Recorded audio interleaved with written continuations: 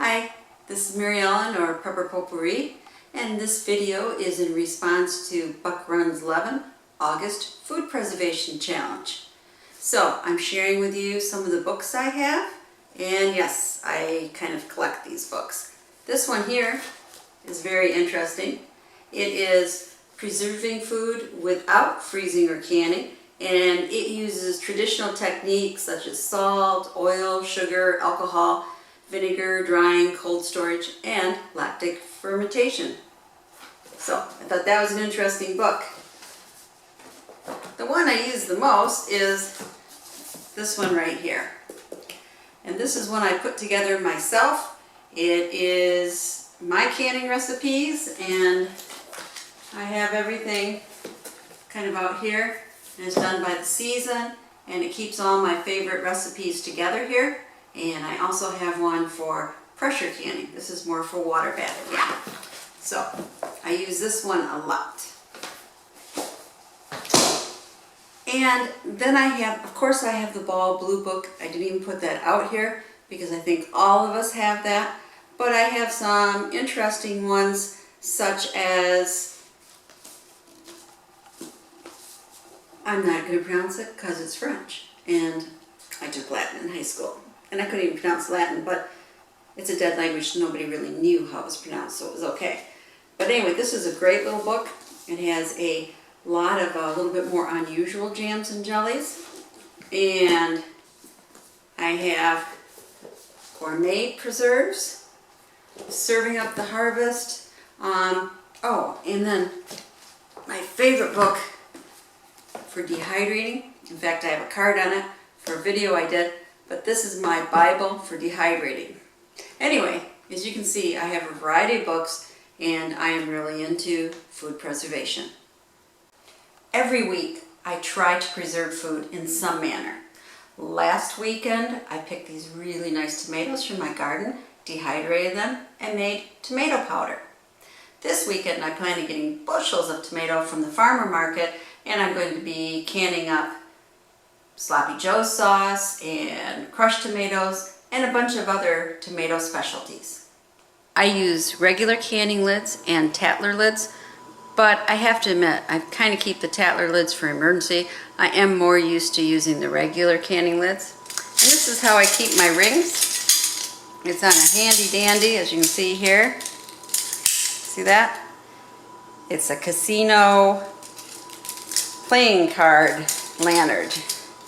That works really well, stretches out for as much as I need it, and it's easy to get them on and off. Here's my canning pantry in the basement. I have meat, everything from meatballs to sausage patties to chicken, a lot of different soups, chicken soup, pea soup, bean soup, chili, etc. And of course I have fruit and veggies canned also, and a lot of canned juice. Grape juice, cherry juice, cranberry juice, and even rhubarb juice. I apologize for using the flashlight, but this is where I keep some of my dehydrated food. I also keep it upstairs, and I have just about every vegetable you can imagine dehydrated. My favorite is sweet potatoes, and I have a great way to make fried sweet potatoes from dehydrated slices, so I'll put a card here. But anyway, I love dehydrating because it doesn't take up nearly as much space. And you actually keep more nutrients in the food. I also vacuum pack Mylar bags full of dried beans and rice in buckets. And salt is packed in the original box with rice as a filler in a bucket. I have a card here for how to do the salt. Excuse the flashlight, but this is rather a dark room. Here are some of my Yukon Gold potatoes that I harvested this summer. And I dry them in this room, air dry them for 3 weeks. Before I bag them up in paper bags. Here's a chair that I'm drying my garlic and onions from my garden. I let them dry for about 2 weeks, and then I'll cut off the stalks and then store them in mesh bags in a cool, dark place in my basement. And they really last for a long time that way. And of course, I also dehydrate some of the onions and the garlic. Here's our chest freezer. And as you can see inside, it's full of various frozen meats, beef, chicken, venison, pork, and of course a lot of hamburger. This is my upright freezer, and I'm sorry I can't get the whole thing in the frame, but there just isn't enough room here. So this is where I keep my frozen veggies, my fruit, and my specialty breads. I also try to keep a stack of seeds just in case. I keep these in a sealed paint can in the freezer in our outbuilding, and I have this little packet here of heirloom seeds that I got in my Apaca box. It's the Apaca Seed Vault. And of course I always have leftover seeds from the current year's planting too. To be prepared in case for some reason seeds were not available, I would still be able to start my garden.